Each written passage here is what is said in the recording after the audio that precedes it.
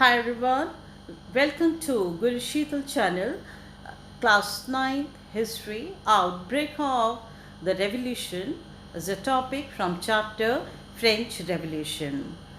अभी तक हमने पिछले वीडियो में आपको बताया कि फ्रांस की जो सोसाइटी थी, French society, it was divided into three states, first state, second state and the third state. Fine. और जो इकोनॉमिक कंडीशन जो थी फ्रांस की वो बहुत अच्छी नहीं थी. सबसिस्टेंस क्राइसिस आए दिन आया करते थे. कहाँ पे? फ्रांस में ड्यूरिंग द ओल्ड रिजिम का मतलब होता है कि जो फ्रांस में जो क्रांति आई थी, फ्रेंच रेवोल्यूशन से पहले के समय को ओल्ड रिजिम बोलते हैं.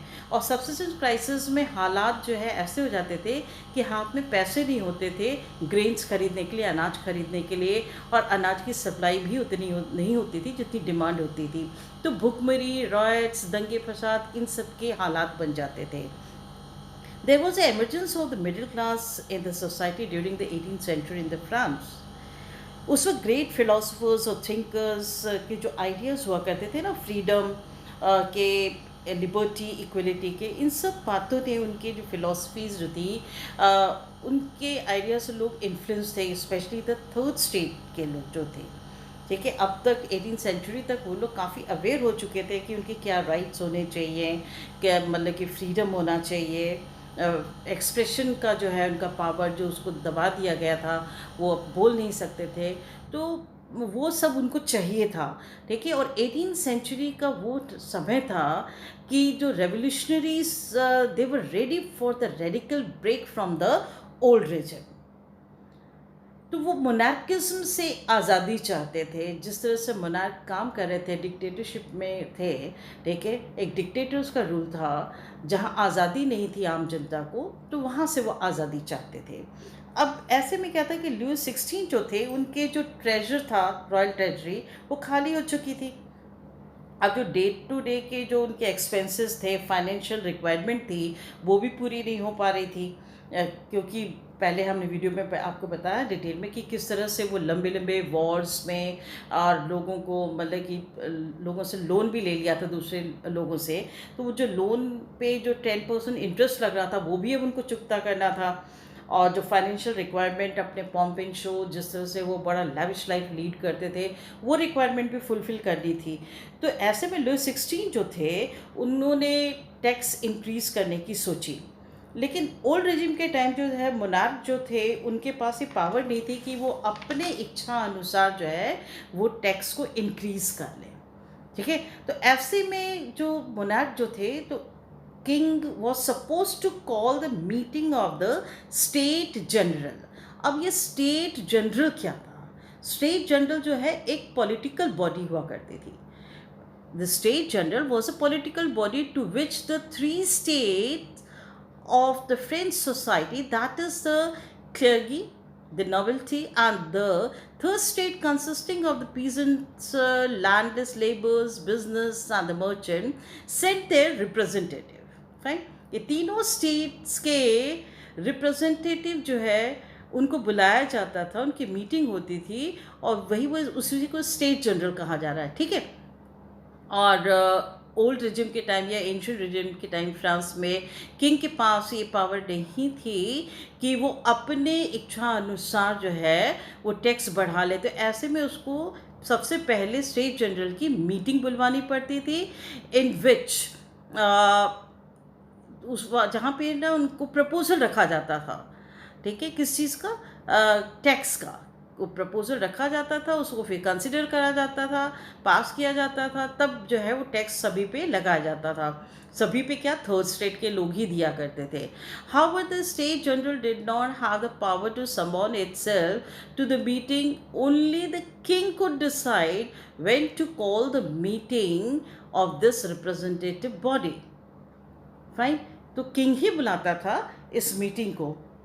तो ये मीटिंग अभी जो लुईस 16 ने बुलाई थी, Louis 16 called assembly of the state general on 5th of May 1789. अब 1789 में जो मीटिंग लुईस 16 ने बुलाई, इससे पहले कब हुआ था? इससे पहले 1614 में हुआ था. Last time state general meeting was called in 1614। अब इतने सालों के बाद जो है अब इस मीटिंग की ज़रूरत पड़ी, स्टेट जनरल की मीटिंग की ज़रूरत पड़ी। तो इस मीटिंग को बुलाया गया 5 मई 1789 वर्साले में। वर्साले फ्रांस में है, जगह का नाम है। और आप इस हॉल को देखिएगा ज़रा, कितना पॉम्पेश है, कितने खूबसूरती से सजा हुआ है। तो इस खूबसूरत हॉल में, वर्साले में, जो ये third state, first and second and third state के सभी लोग यहाँ पे इकट्ठा हुए। तो फर्स्ट और सेकंड स्टेट के जो थे वो 300 मेंबर्स, 300 रिप्रेजेंटेटिव जो है इकट्ठे हुए, who were seated in the row, line से वो लोग बैठे हुए, आमने सामने बैठे हुए हैं। जबकि थर्ड स्टेट के 600 मेंबर हुआ करते थे और उन्हें बैठने की इजाज़त नहीं थी, वो लोग खड़े रहते थे। ठीक है, the 600 members of the third state had to stand at back, वो पीछे खड़े रहते थे। और द थर्ड स्टेट के जो रिप्रेजेंटेटिव हुआ करते थे ना, वो मतलब कि सभी स्ट्रेटा के लोग नहीं थे। थर्ड स्टेट में भी थे ना, जो लैंडलेस लेबर्स थे, कुछ प्रॉस्परस थे, एजुकेटेड थे, मिडिल क्लास के लोग थे। तो इसमें सिर्फ जो प्रॉस्परस, जो थोड़े पैसे वाले लोग थे थर्ड स्टेट के, और जो एजुकेटेड लोग थे, सिर्फ उन्हीं को बुलाया जाता था तो ये स्टेट जनरल की मीटिंग में।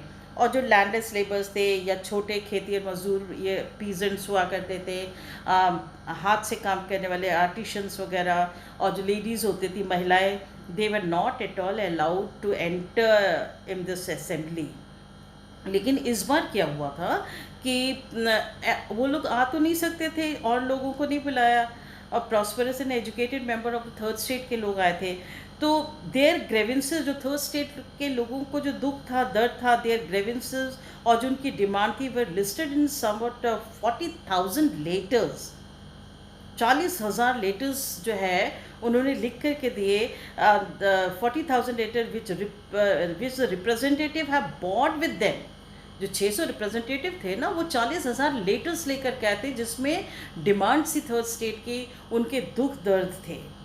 ठीक है, तो यहाँ पे क्या हुआ कि जो वोटिंग जो हुआ करती थी ना पहले ओल्ड रिजिम के टाइम में, कि हर स्टेट का अपना एक वोट हुआ करता था। लेकिन इस बार जो है लुई 16 को थोड़ा मुश्किल का सामना करना पड़ा। वो क्या था कि लुई 16 चाहते थे कि हाँ, जो प्रैक्टिस पहले थी, ठीक है, 1614 में थे कि हर स्टेट का एक एक वोट होगा। लेकिन इस पर थर्ड स्टेट वालों ने डिमांड कर दिया that the voting now be conducted by the assembly as a whole, where each member would have one vote। Her member, देखो 600 थर्ड स्टेट का है, 300 फर्स्ट एंड सेकंड स्टेट के हैं, तो 1200 हो गए।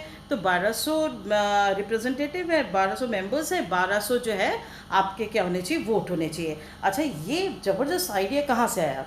This was one of the democratic principle put forward by the philosopher like Rousseau in his book social contract. ठीक है, अब आइडिया से तो इन्फ्लुएंस थे, बड़े बड़े फिलोसोफर्स वगैरह रूजो के आइडिया से इन्फ्लुएंस हुए। तो किंग ने क्या करा, और उनकी ये वाले जो प्रपोजल को रिजेक्ट कर दी। और थर्ड स्टेट ने क्या किया, वो they walked out from the assembly in protest. ठीक है, अब वहाँ से निकल गए तो कहाँ जाएंगे? फिर वो 20 जून को फिर इकट्ठा हो गए। 20 जून को कहाँ पे इकट्ठा हुए? On 20 June they assembled in the hall of an indoor tennis court in the ground of the Versailles. They declared themselves as a national assembly। देखो, बहुत जबरदस्त चेंज आया। ठीक है, the representative of the third state viewed themselves as a spokesman for the whole French nation।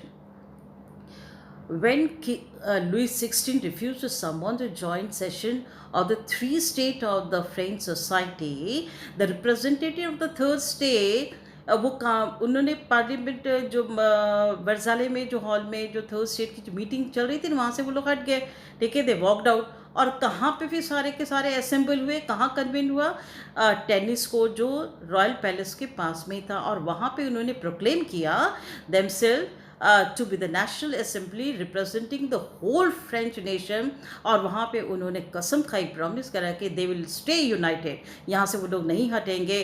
ठीक है, जब तक वो अचीव ना कर जाए, किस बात को ना अचीव कर जाए, कि उनको एक कॉन्स्टिट्यूशन चाहिए था, ठीक है. They wanted to draft a constitution for the France and would limit the powers of the monarch. Fine. अब मिराबियो और एबिसे जैसे लोग लीड कर रहे थे. तो मिराबियो जो थे, he was born in a noble family but was convinced of the need to do away with the society of the feudal privilege. वो जानते थे, थर्ड स्टेट के दुख दर्द को जानते थे. अब बड़ी पावरफुल स्पीच उन्होंने दी इंडोर कोर्ट में.